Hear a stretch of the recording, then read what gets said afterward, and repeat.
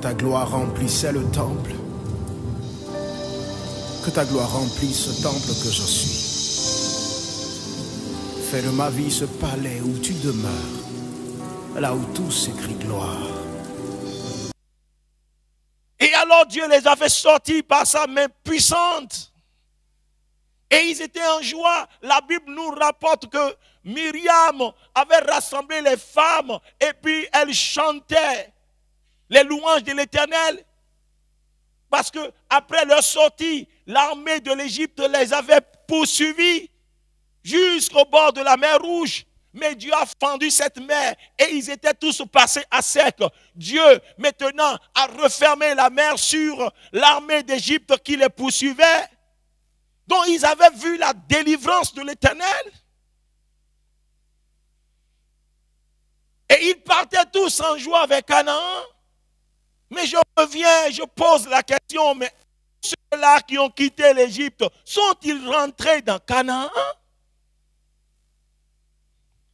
C'est ce qui explique le thème que je suis en train de traiter.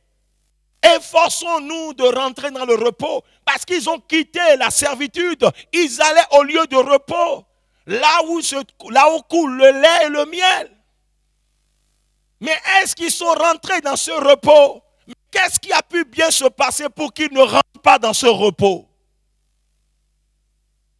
Qu'est-ce qui a pu bien se passer pour que tous ceux-là qui étaient en joie, qui ont vu la puissance de Dieu et qui ont quitté l'Égypte et qui ont vu la mer, oui, se fendre en deux. Mais qu'est-ce qui s'est passé? Ils avaient quitté avec cette espérance de rentrer dans ce repos dans Canaan. Mais ils n'y étaient pas rentrés tous. C'est pourquoi je dis, mais efforçons-nous. Comme aujourd'hui, Christ aussi est venu. N'est-ce pas? Christ nous a libérés de la crainte de la mort. Par son sang, il nous a délivrés du pouvoir du péché. Et il nous a donné la vie éternelle. N'est-ce pas? Mais sommes-nous déjà arrivés à destination? Lisons 1 Corinthiens, poursuivons cette lecture, vous allez mieux comprendre ce que je dis. Parce que Paul était en train de dire ce que leurs ancêtres avaient vécu. Ils avaient vécu cette délivrance. Il disait, oui, qu'ils ont tous passé au travers de la mer. Ils ont tous été baptisés en Moïse, dans la nuée et dans la mer. Et qu'ils ont tous mangé le même aliment spirituel. Et qu'ils ont tous bu le même breuvage spirituel. Oui, la Bible nous a dit ça. Oui, parce qu'il y avait un rocher qui se déplaçait avec eux. Et ce rocher leur donnait de l'eau. C'était Christ. Leur donnait de l'eau. Ils avaient mangé la manne. Car ils buvaient à un rocher spirituel qui les suivait, verset 4. Et ce rocher était Christ. Mais la plupart d'entre eux ne furent point agréables à Dieu puisqu'ils périrent dans le désert. Ça dit qu'ils ne sont pas rentrés dans Canaan. Et pourtant, ils sont sortis comme les autres. Ils ont été épargnés, n'est-ce pas, par le sang de l'agneau, n'est-ce pas? Le sang de l'agneau qui était sur leur portail. Oui, ils avaient été épargnés. Ils ont survécu, n'est-ce pas? Parce qu'ils étaient protégés par ce sang. Ils sont passés à travers la mer Rouge. Mais ils allaient où? À Canaan. Mais la Bible dit qu'ils ont tous péri alors dans le désert. Ah, mais pourquoi? Ça veut dire que ce n'était pas une garantie, ce n'était pas un acquis. C'est là qu'intervient vraiment l'effort que nous devons faire. Vous comprenez? Efforçons-nous de rentrer dans ce repos. Mais la plupart d'entre eux ne furent point agréables à Dieu puisqu'ils périrent dans le désert. Or, ces choses sont arrivées pour nous servir d'exemple, afin que nous n'ayons pas de mauvais désirs comme ils en ont eu. Donc Paul était en train d'expliquer ce qui est arrivé. Pourquoi ne sont-ils pas parvenus à Canaan? Pourquoi ne sont-ils pas rentrés dans ce repos? Parce qu'en chemin, ils ont eu de mauvais désirs. Et Paul dit, ces choses étaient arrivées. Et je suis en train de vous relater ces choses. Paul dit, pour que cela vous serve d'exemple. Paul poursuit en disant ce qu'ils ont fait. Pourquoi ont-ils raté ce repos? Pourquoi ils ne sont pas rentrés pleinement dans l'accomplissement de cette promesse? Verset 7. Ne devenez point idolâtres comme quelques-uns d'eux. Selon qu'il est écrit, le peuple s'assit pour manger et pour boire, puis ils se levaient pour se divertir. Ça veut dire que une bonne partie n'est pas rentrée. Pourquoi? Parce que elle est tombée dans l'idolâtrie.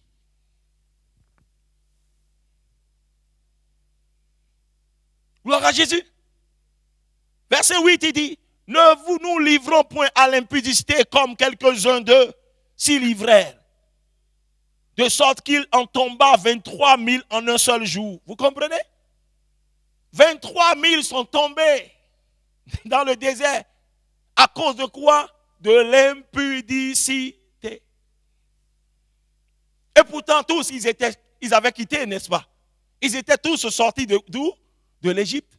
Et ils partaient où? À Canaan. Mais voici, ils n'ont pas tous atteint Canaan.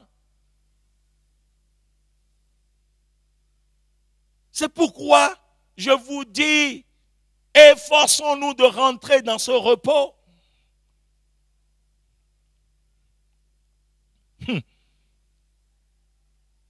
Au verset 9, il dit, ne tentons point le Seigneur comme le tentaient quelques-uns d'eux qui périrent par les serpents. Ça dit que des gens ont péri parce qu'ils ont tenté Dieu. Verset 10. Ne murmurez point comme murmuraient quelques-uns d'eux qui périrent par l'exterminateur. Donc des gens sont tombés par les murmures aussi. Et verset 11. Paul est en train de parler aux contemporains. Et à nous aujourd'hui, il dit ces choses leur sont arrivées pour servir d'exemple. Et elles ont été écrites pour notre instruction. À nous qui sommes parvenus à la fin des siècles.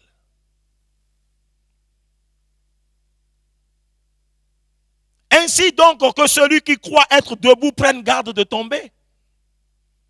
Aucune tentation ne vous est survenue qui n'ait été humaine. Et Dieu qui est fidèle ne permettra pas que vous soyez tentés au-delà de vos forces.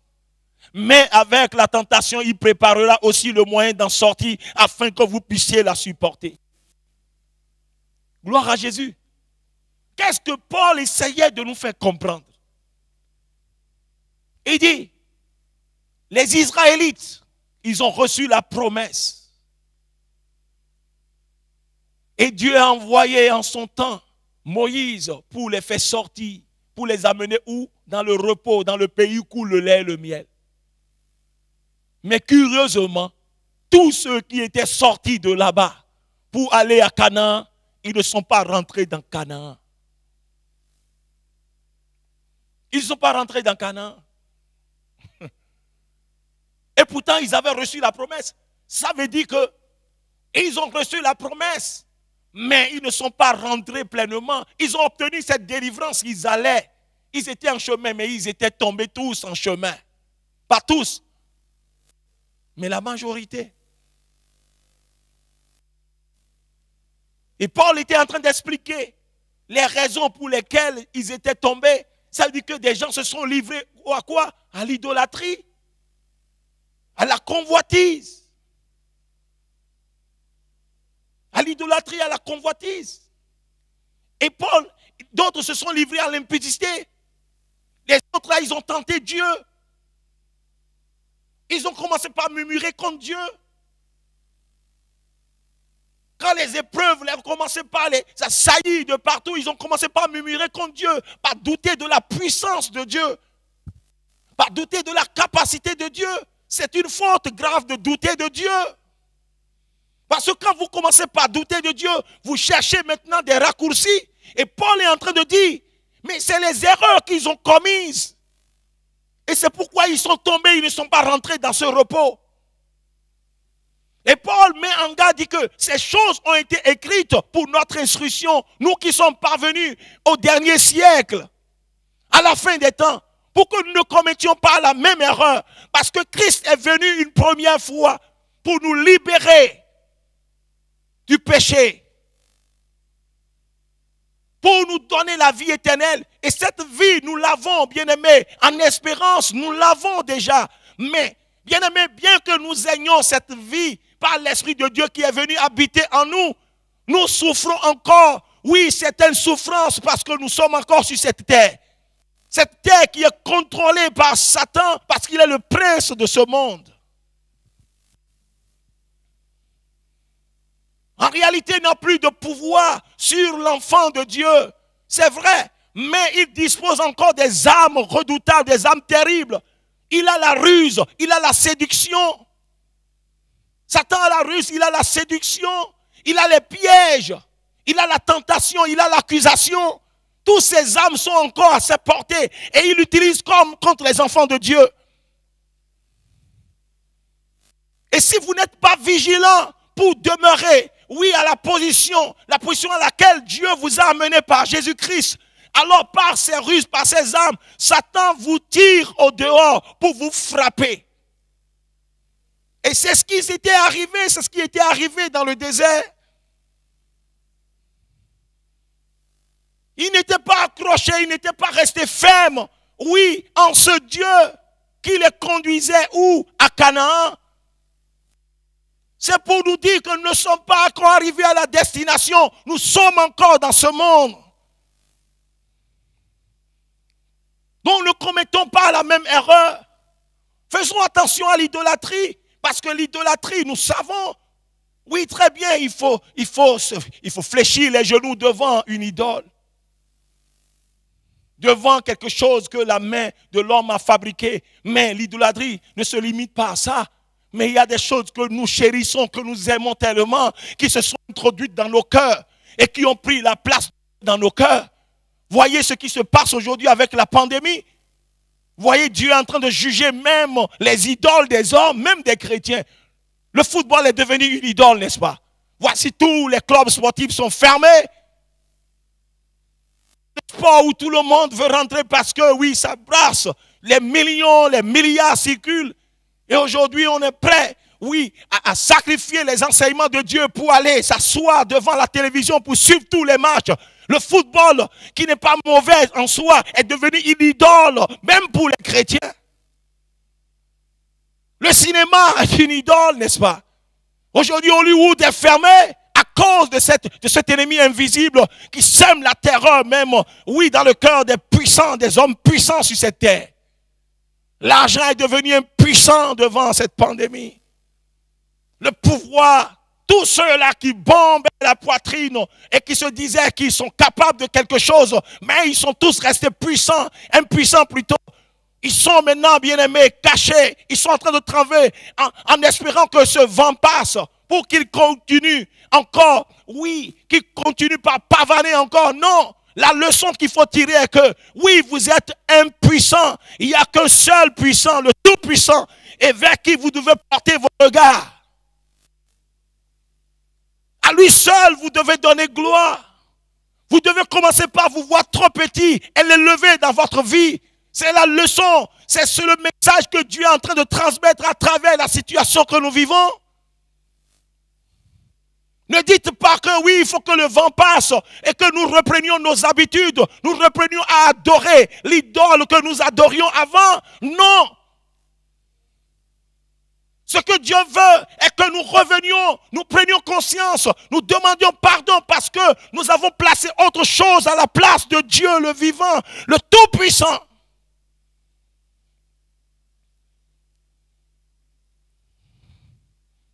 Et pour vous, chrétiens, à l'instar de ceux-là qui sont sortis de l'Égypte pour aller à Canaan, Paul est en train de nous mettre en garde. Faisons attention, ne commettons pas les mêmes erreurs. Parce qu'aujourd'hui, beaucoup, ils disent, oui, la Pâque, Christ nous a affranchis. Tout est accompli, mais ils vivent toujours en ennemis de la croix. C'est ce que le Seigneur est en train de nous dire. Il dit, ne commettez pas la même erreur. Parce ils ont reçu cette promesse d'aller à Canaan, mais ils ne sont pas tous parvenus. Ils ont péri pour la plupart dans le désert. À cause de quoi? À cause de l'idolâtrie, à cause de l'impudicité, à cause de la fornication, de l'adultère. Toutes ces choses-là, oui, les ont empêchés de rentrer pleinement dans ce repos, là où coule le lait et le miel. Les gens ont commencé par murmurer contre Dieu même, en mettant Dieu hors de leur vie sans le savoir. La Bible dit que quelqu'un invoque le nom du Seigneur qui s'éloigne de l'iniquité. C'est ce que la Bible a dit. Est-ce que vous vous éloignez de l'iniquité ou vous êtes vautrés assis dans l'iniquité? Comprenez que nous ne sommes pas encore parvenus. Hein? Non, nous ne sommes pas encore arrivés. Nous avons cette espérance. Et parce que nous avons cette espérance, nous nous attachons à Jésus. Il y a des vents parce que nous sommes encore sur cette terre. Vous savez, lorsque nous allons entrer, mais il n'y sera plus question de prier. Quand nous entrerons dans le véritable repos, même là, nous ne prierons plus, nous ne jeûnerons plus. Parce qu'il n'y aura pas de pleurs, il n'y aura plus de grincement de dents. Mais, jusqu'aujourd'hui, bien que nous disons nous sommes sauvés, certes nous sommes sauvés, mais en espérance, mais nous vivons encore les souffrances de ce monde. Et c'est là où nous avons besoin de nous accrocher à Jésus et de vivre une vie de sanctification. La justification ne dépend pas de nous, c'est lui qui a produit, c'est lui qui a accompli l'œuvre de notre justification. Mais la sanctification nous revient et c'est un processus, c'est un engagement à dire, oui, ce sont ces choses qui l'ont porté à la croix.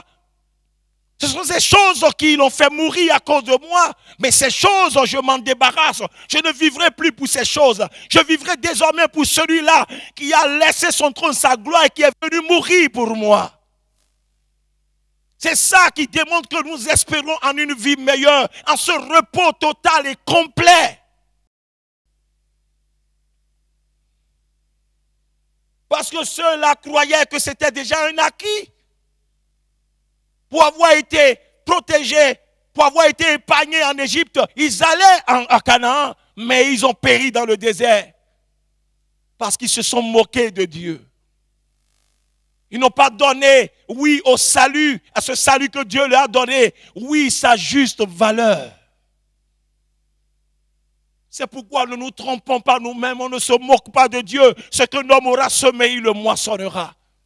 Chrétien, toi qui t'appelles chrétien, si réellement tu prononces le nom de Christ, éloigne-toi de l'iniquité.